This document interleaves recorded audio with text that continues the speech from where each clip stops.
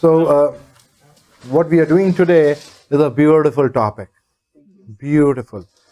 It is, again, another topic which I have never taught earlier because I thought it's too basic. I always would teach in the sky. And people sitting out there would wonder, what the hell is he talking?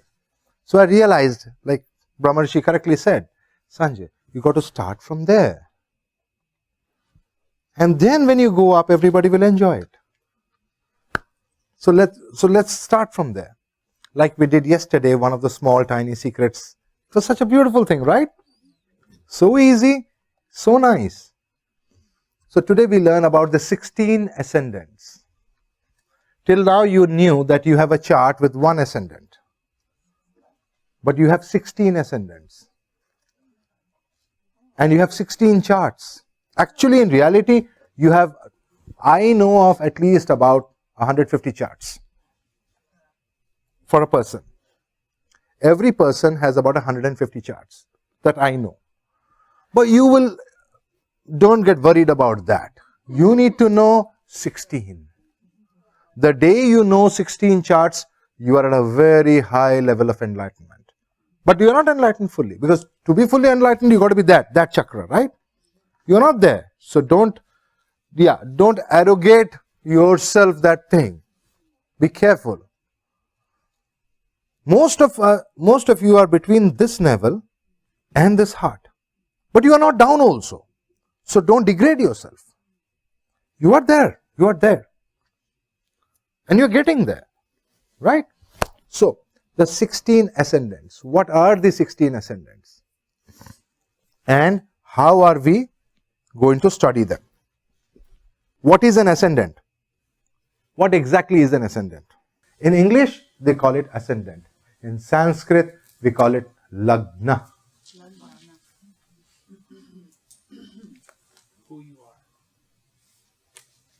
Who you really are is not the ascendant. No, but it's how it's manifesting on the surface of life. Who you can become.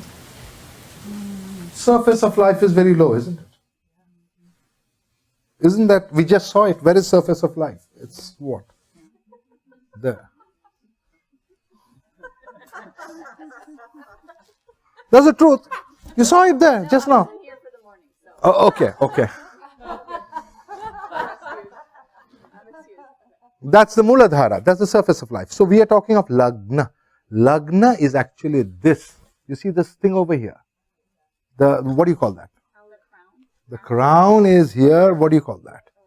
You know only 7 chakras. Take it easy. You don't know more than that. Yeah. Do you know more than that? No. There are some very vital chakras. There's a Guru chakra. Did you know that? Right out here. This one. Oh, really?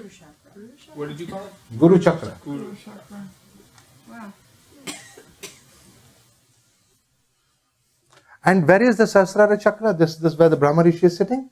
It's not on your head, although you're putting your head on here. Actually, slightly above. Because if it touches your head, it'll get dirty. It's the only chakra which is actually above your head and doesn't touch it.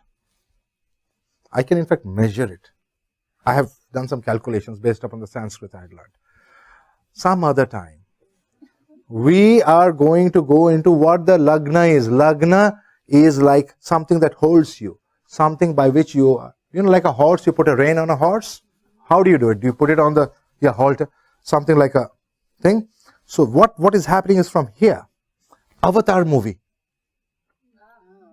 You seen the Avatar movie? Watch the Avatar movie. They put something on the head. Right? Was it the Avatar movie or the Matrix? Well, they plugged you in the Matrix. Exactly. That was in the neck, though. Wasn't it? That's wrong. Actually, it should be here. Yeah. Wasn't They made a mistake. They didn't know. But they guessed right that actually we get plugged in. That's how you get plugged into the system. Lagna is that which is plugging in you into the system. It's your head chakra. It is that which is holding the head chakra. Actually, the top chakra, Brahma chakra, this one is freeing you. This is holding you and guiding you. Based upon your intelligence, it will guide you. So the intelligence is working from this. So you see old orthodox Brahmins, they leave this hair. They don't chop the hair. And they tie it and offer a flower over here every day to the Guru. In the morning, if you take a flower, say Om Gurave Nama, and touch this part, it will touch the feet of your Guru. Wherever you are in the world. Somebody was talking about connection. Huh? This is the connection. He is right here. Where are you looking? Om Gurave Namah. Simple. Om Gurave Namah. Okay? So, yeah. Om is, Om, you know what Om means? Gurave. Guru, Ave is respect. Nama. Like Om Namah Shivaya. Om Gurave Namah. That is, I am offering my bow or my Om to the Guru. I accept you as my path to God. That's what we said to Michael. That's right. When you said Om Gurave Namah and put it, I accept you as my path to Om. People tell me, Sanjay, why? Frankly, I have not seen all these gods. I have not seen all of them. But I have seen a Guru. At least he's there in front of me. I can ask him questions. God knows when others will answer. But he will at least answer sometime. Fortunate is the man who has a Guru. That is well known in our Shastra. Okay, so ascendants, 16 ascendants.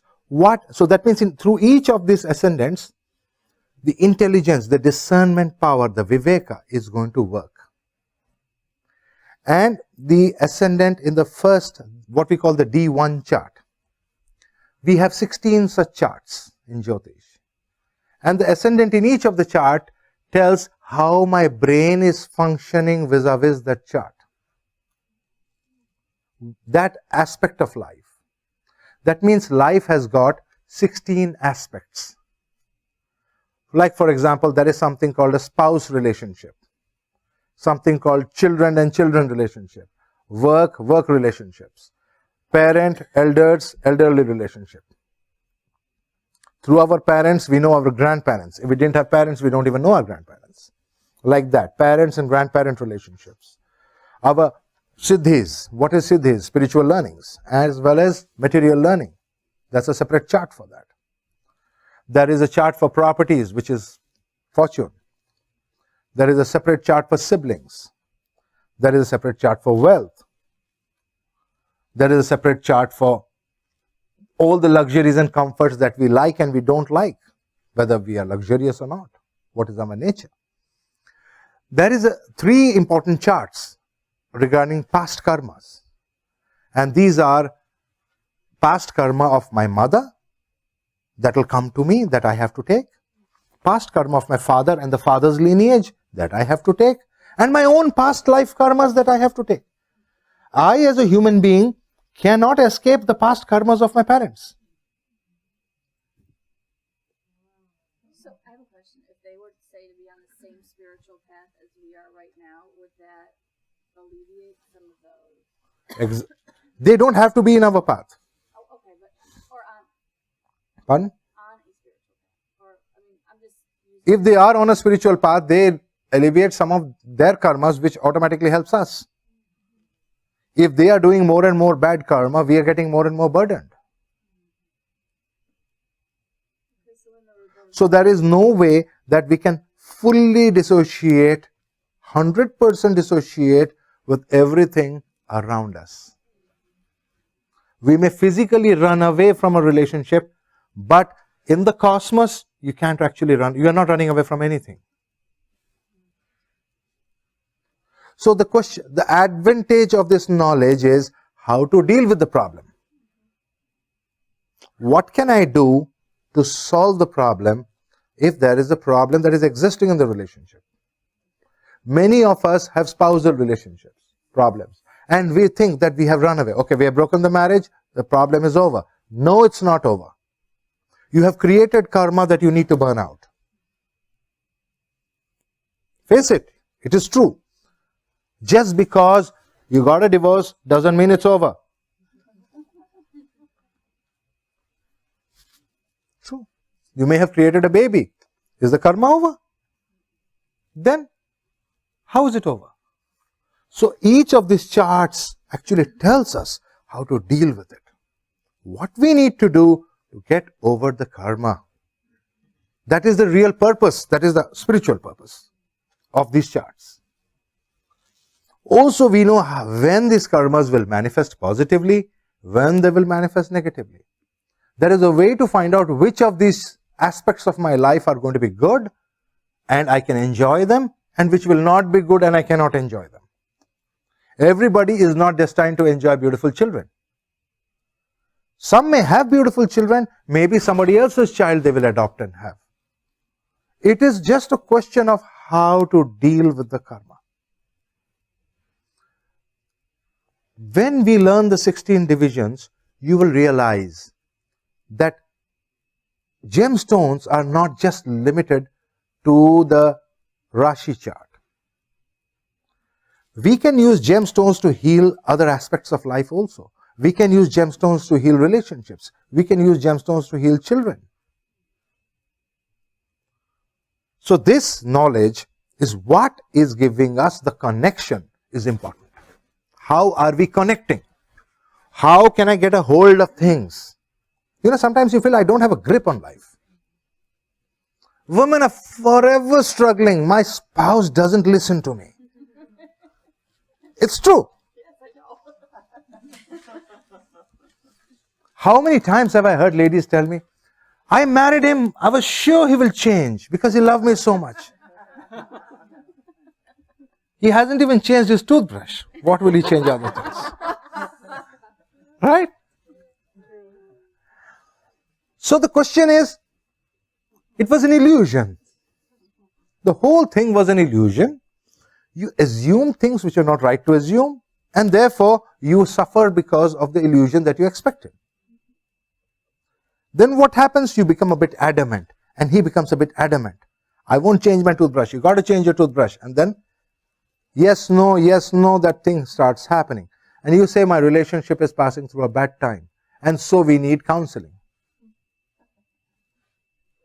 Question is, have you ever sat back and thought, what do I need to do to get a hold? That means to understand. Unless you understand what is happening, even if you go to a counselor, the counselor can't help you because you're not willing to listen. You may be sitting there, the counselor could be spending hours struggling, painfully noting down. Oh my God, it's such a tough job. Do you learn? Am I right? It's a tough job. It's a very tough job. Because the human brain is very stubborn. That is why he is a human being. Among all the creatures, the human beings are the most stubborn creatures. That's why they rule the planet. Otherwise, you can't rule the planet. The docile ones can never rule. So knowing this thing about the human birth, we need to understand in what way our brain is functioning. What is helping us to understand? Or is there suffering destined in an aspect of life? Jyotish has a definite, clear-cut answer to that. And so that's where we will go now. Okay?